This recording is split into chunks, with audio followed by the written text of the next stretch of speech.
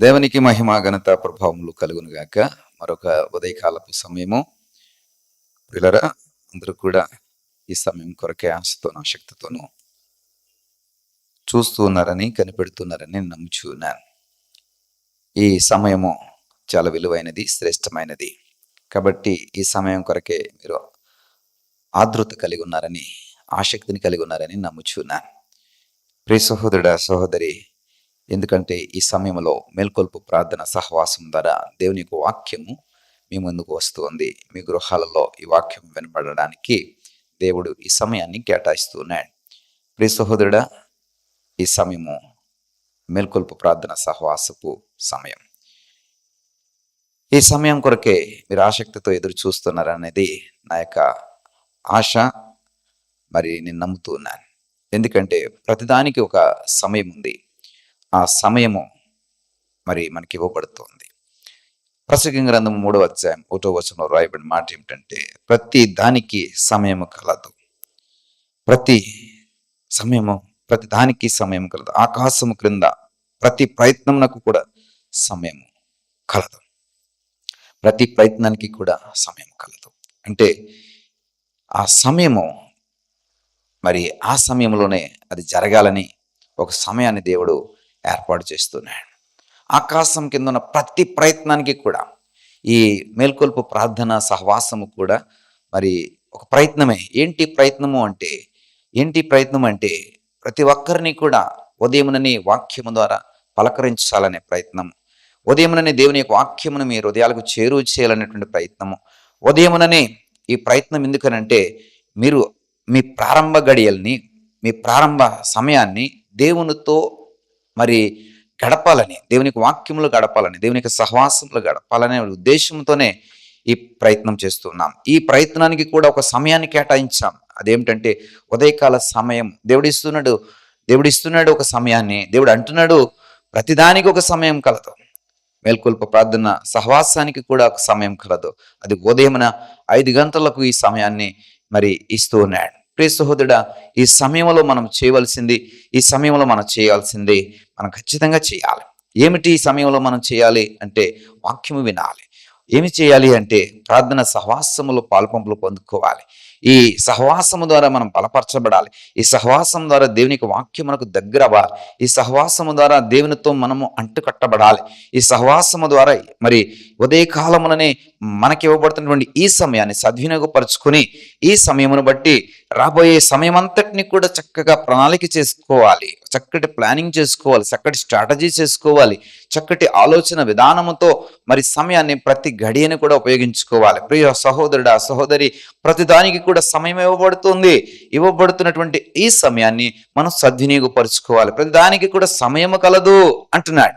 నీకు మేల్కొల్పు ప్రార్థన ఇవ్వడానికి కూడా దేవుడు సమయము కలదని ఒక సమయాన్ని కేటాయించాడు. ఏమిటి ఆ సమయం అంటే ఉదయమున 5 గంటలకు. ఎందుకు ఈ ఉదయాన్న ఈ 5 గంటలకు ఈ యొక్క సహవాసం ముందుకు వస్తుందంటే, ఈ తొలి గడియలు, తొలి నిమిషాలు, నువ్వు నిద్ర లేచిన తర్వాత నీ తొలి గడియలు, తొలి సమయం, తొలి నిమిషాలు ఏదైతే ఉందో అవి దేవునిలో గడపాలనే ఉద్దేశం, దేవునికి దగ్గరగా మీరు ఉండాలనే ఉద్దేశం. ప్రియ సహోదరుడా, సహోదరి, ఎందుకంటే ఈ సమయము దేవునితో మీరు గడిపినప్పుడు, దేవునికి దగ్గరగా మీరు ఉన్నప్పుడు మీ ఆత్మలు దేవుని యొక్క ఆత్మచేత నింపబడుతూ ఉంటాయి.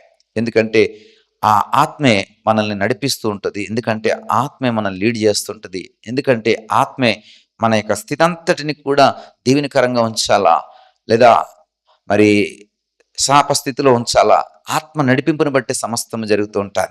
మనలో దుర్బుద్ధి ఉందనుకోండి, ఆ దుర్బుద్ధితోనే ఆ రోజంతా సాగుతూ ఉంటుంది. అలా కాదు, దేవుని బుద్ధి మనం కలిగి ఉన్నామంటే ఆ రోజంతా కూడా దేవుని బుద్ధితోనే నడుస్తూ ఉంటుంది. అంటే దేవుని యొక్క ఆత్మతోనే నడుస్తూ ఉంటుంది. ప్రియ సహోదరుడా, సహోదరి, కాబట్టి ఈ దినము నీవు ఉదయముననే చూడాలని ఈ యొక్క ప్రయాస. ఎందుకని ఈ ప్రారంభ సమయంలో నువ్వు ఏదైతే ఆత్మను నింపుకుంటావో ఆ ఆత్మను బట్టే నీ యొక్క రాబోయే గడియలు, రాబోయే సమయము, మరి నువ్వు చేసే పనులు, నువ్వు చేసేటటువంటి ప్రయత్నాలన్నిటిలో కూడా ఆత్మని లీడ్ చేస్తూ ఉంటుంది. ప్రియ సహోదరుడా, సహోదరి, మీకు అర్థమైందని అనుకుంటున్నాను. ఎందుకంటే దురాత్మ సంబంధమైనటువంటిది మనలో నింపబడి ఉంటే గనుక అది ప్రయోజనకరం కాదు. దురాత్మ సంబంధమైన లీడింగే జరుగుతది. అదే మనల్ని నడిపిస్తూ ఉంటది. అది మనల్ని మన బుద్ధిని, మనకి స్వభావాన్ని కూడా మరి చెరిపి చివరికి మనల్ని దీవెనకరమైనటువంటి పరిస్థితులకు బదులు శాపకరమైనటువంటి పరిస్థితులకు నడిపిస్తూ ఉంటుంది. ప్రియ సహోదరుడా, సహోదరి, మరి కాబట్టి ప్రతి ఉదయమున మరి మరొక మరి నీకు ఇవ్వబడుతున్నటువంటి ఈ సమయాన్ని సద్వినియోగపరుచుకో. ప్రతిదానికి ఒక సమయం కలదో, మేల్కొల్పు ప్రార్థనకు కూడా ఒక సమయం కలదో. అది ఉదయం 5 గంటలకు దేవుని యొక్క వాక్య పరిచర్య నీ ఇంటికి నీ ఫోన్లో యూట్యూబ్ ద్వారా, హోలీవే మినిస్ట్రీస్ అనేటువంటి యూట్యూబ్ ఛానల్ ద్వారా మీకు అందించబడుతూ ఉంది. ప్రియ సహోదరుడా, మరి ఈ సమయం నీకు ఇవ్వబడుతుండగా ఈ సమయాన్ని సరైన రీతిలో సద్వినియోగపరుచుకోండి. ఆకాశము కింద ప్రతి ప్రయత్నమునకు సమయం కలదు. నువ్వు చేసే ప్రతి ప్రయత్నము కూడా మరి చక్కటి సమయాన్ని కేటాయించాడు దేవుడు. ఆ సమయంలో నీ ప్రయత్నము సఫలమవ్వాలి అంటే, ఆ సమయంలో నీ ప్రయత్నము మరి విజయవంతంగా మార్చబడాలి అంటే, ఆ సమయంలో నీ ప్రయత్నము దీవెనకరంగా మార్చబడాలి అంటే, నీకు ఇవ్వబడుతున్నటువంటి మేల్కొల్పు సమయాన్ని, మేల్కొల్పు ప్రార్థన సమయాన్ని సరైన రీతిలో సద్వినియోగపరుచుకో. దీనికి చక్కటి పేరు దేవుని యొక్క ప్రార్థన సహవాసము ద్వారా చక్కటి పేరు పెట్టాం. ఏమిటండి? మేల్కొల్పు ప్రార్థన అంటే నిన్ను మేల్కొల్పుట, నీలో ఉన్నటువంటి చీకటిని తరిమివేసి నీలో వెలుగులు నింపుటకు నిన్ను మేల్కొల్పుట, నీలో ఉన్నటువంటి సోమర్తనాన్ని తరిమివేసి నీలో ఉన్నటువంటి నైపుణ్యతను సానపెడుతూ నీలో ఉన్నటువంటి ప్రతిభకు మరి మేల్కొల్పు కరంగా ఇది ఉండాలని మేల్కొల్పు అని పెట్టాం. ప్రియ సహోదరుడా, ఇంకా నువ్వు ముసుగు వేసినటువంటి స్వభావం నీలో ఉంటే గనుక ముసుగును తొలగించి నీ యొక్క ప్రతి బింబమును అద్దంలో క్రీస్తు యొక్క మహిమకు సాదృశ్యంగా చూపించాలని ముసుగులు తొలగించడం కొరకే మేల్కొల్పని పెట్టాం. ప్రియ సహోదరుడా, సహోదరి, ఈ మేల్కొల్పు ఎందుకు పెట్టామంటే, ఇంకా నాకెందుకులే, లేక నా పని కాదులే, ఇంకా బోలంత టైం ఉందిలే అనేటువంటి ఒక విధమైనటువంటి మేల్కొల్పు లేనటువంటి జీవితాలు గడుపుతున్నటువంటి వారి కొరకు ఈ మేల్కొల్పు అనేటువంటి పేరు పెట్టాం. ప్రియ సహోదరుడా, మేల్కో దేవుని వాక్యము సెలవిస్తుంది. మేల్కొని ఉండుడి అని వాక్యం సెలవిస్తుంది. మేల్కోండి. దేవుడు చక్కటి సమయాన్ని మీకు ఇస్తున్నాడు. ఈ సమయాన్ని సద్వినియోగపరుచుకోండి. అది మీకు, మీ కుటుంబాలకు, మీ పరిస్థితులన్నిటికీ, మీ పనులన్నిటికీ కూడా అది దీవెనకరంగా మార్చబడుతుంది. చిన్న ప్రార్థన చేసుకుందాం. దయగల తండ్రి, కృపగలని దేవా, ఇదిగోనే ఉదయకాలం నీ సన్నిధికి వచ్చి ఉన్నాం. మాకు ఈ సమయం ఇవ్వబడింది. ఈ సమయంలో మేము నీ వాక్యము వినాలి. ఈ సమయంలో ప్రార్థనలో, సహవాసంలో మేము పాలుపంపులు పొందుకోవాలి. ఈ సమయము మా అందరికీ కూడా దీవెనకరంగా మార్చబడాలి.